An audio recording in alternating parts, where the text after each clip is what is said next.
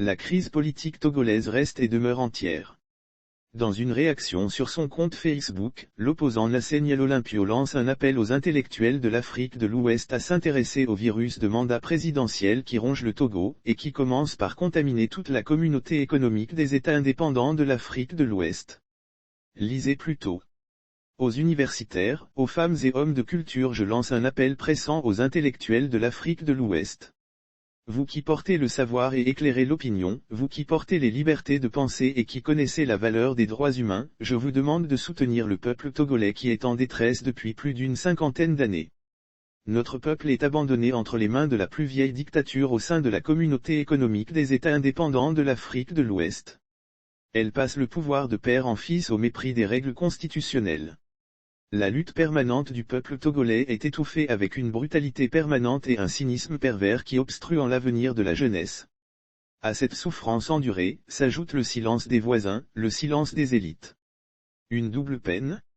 Dans notre espace communautaire, quelques femmes et hommes de culture, de rares universitaires et certains défenseurs des droits humains se sont occasionnellement exprimés sur le cas du Togo. Ces soutiens isolés ne permettent malheureusement pas de porter l'espérance d'un impact fructueux sur la situation peu enviable des Togolais. La construction d'une communauté économique des États indépendants de l'Afrique de l'Ouest des peuples passe par l'effectivité des libertés fondamentales dans chacun des pays. Nous voulons construire un espace harmonieux et prospère, capable de porter les mêmes valeurs, d'être efficace face à la compétition internationale et d'être en mesure de repousser l'extrémisme viol qui vient de l'extérieur de notre sous-région.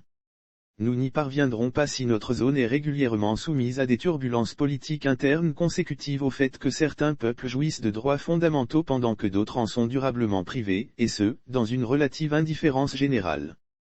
Je vous exhorte. Il est temps que les intellectuels que vous êtes s'emparent sérieusement de ce problème qui déstabilise les fondements de notre espace commun. Le régime togolais donne bon nombre d'exemples désastreux et déplorables, comme la condamnable initiative du troisième mandat, dont s'inspirent d'autres pays, avec des conséquences lourdement fâcheuses pour la paix civile. Les derniers développements en Guinée en sont une parfaite illustration. Vous êtes les élites et votre voix compte. Parce que je veux croire que les droits humains vous sont chers et que le sort des Togolais vous préoccupe, je vous le demande, accompagnez-nous et soutenez-nous à retrouver nos libertés. Ensemble, nous serons plus performants.